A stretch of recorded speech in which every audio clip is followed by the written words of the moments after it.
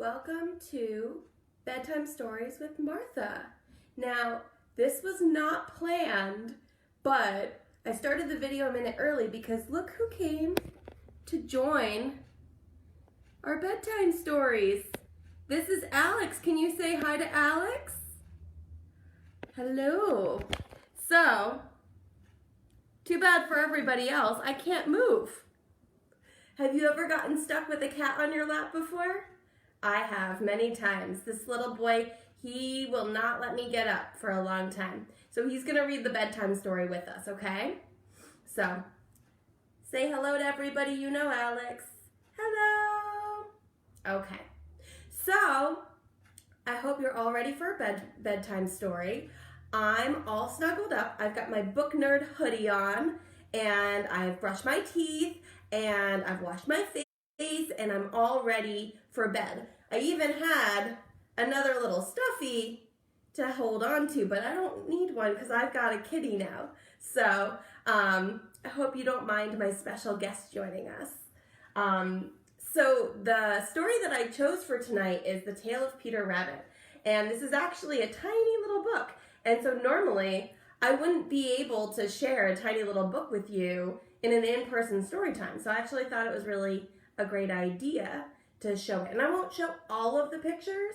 There are a lot of pictures. That way you can, chill out, get ready for bed. But I will definitely show you a lot of the pictures because they're classics, right? So this is a book by Beatrix Potter. It's called The Tale of Peter Rabbit.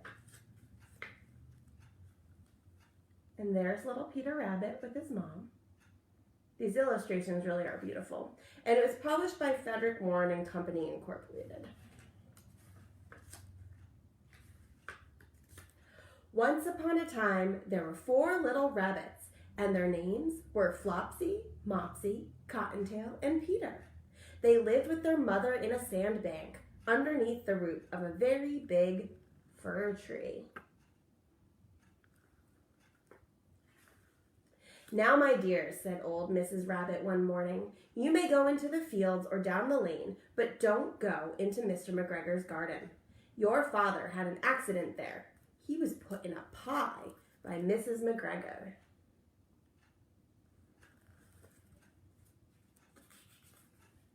"Now run along and don't get into mischief. I am going out."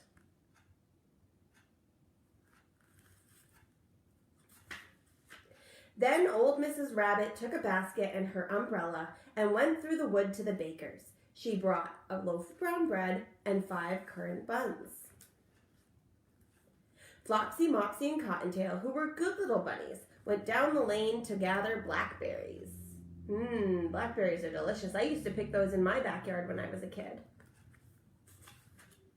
But Peter, who was very naughty, ran straight away to Mr. McGregor's garden and squeezed under the gate.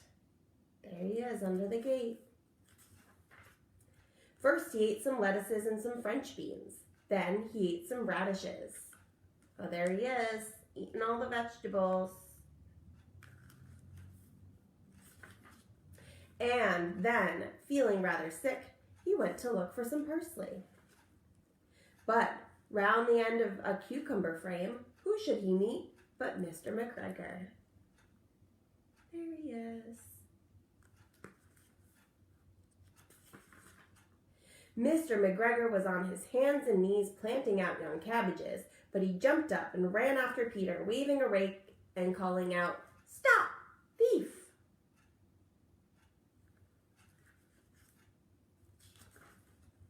Peter was most dreadfully frightened. He rushed all over the garden, for he had forgotten the way back to the gate.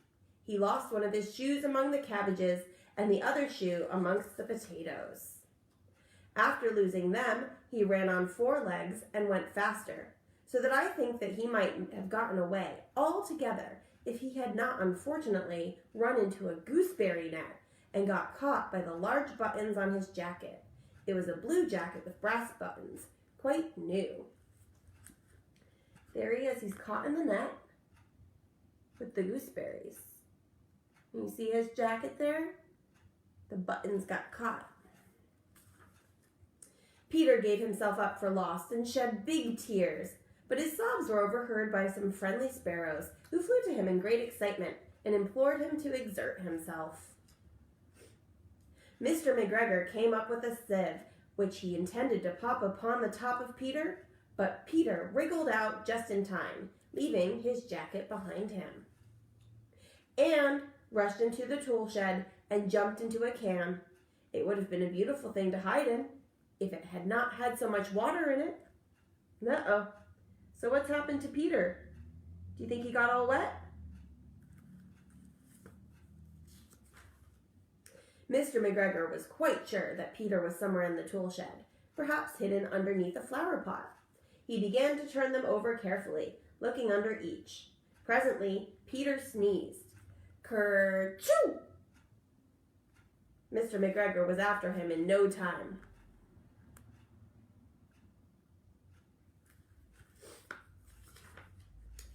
And tried to put his foot upon Peter, who jumped out of a window, upsetting 3 plants. The window was too small for Mr. McGregor, and he was tired of running after Peter. He went back to his work. Oh, there's Peter, running away. Peter sat down to rest. He was out of breath and trembling with fright, and he had not the least idea which way to go. Also, he was very damp with sitting in that can. Remember, he got all wet? After a time, he began to wander about, going lippity-lippity, not very fast, and looking all around. He found a door in a wall, but it was locked, and there was no room for a fat little rabbit to squeeze underneath.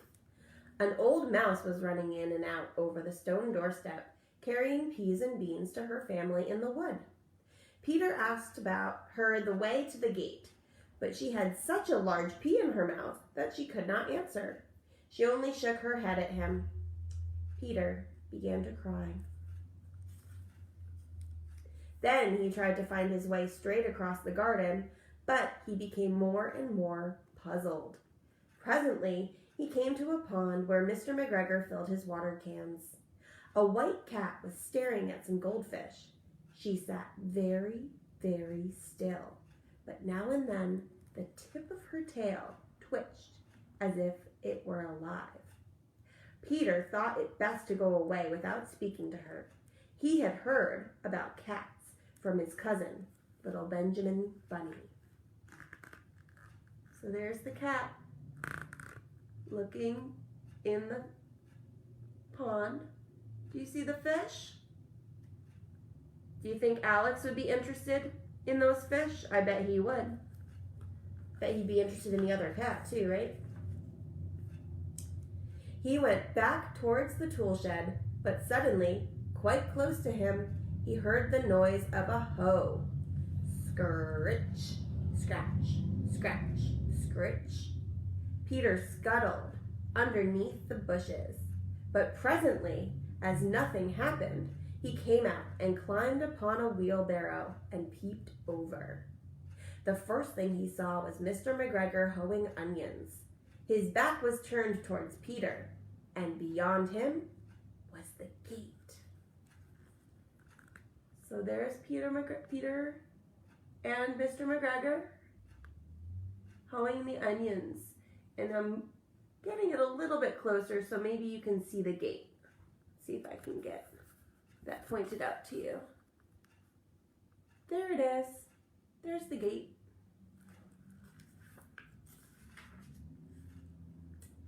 Peter got down very quietly off the wheelbarrow and started running as fast as he could go, along a straight walk behind some black currant bushes. Mr. McGregor caught sight of him at the corner, but Peter didn't care. He slipped underneath the gate and was safe at last in the wood outside the garden.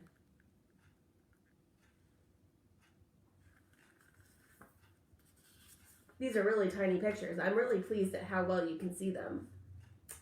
Mr. McGregor hung up the little jacket and the shoes for a scarecrow to frighten the blackbirds. Does it look like it's frightening the blackbirds? They just look interested to me.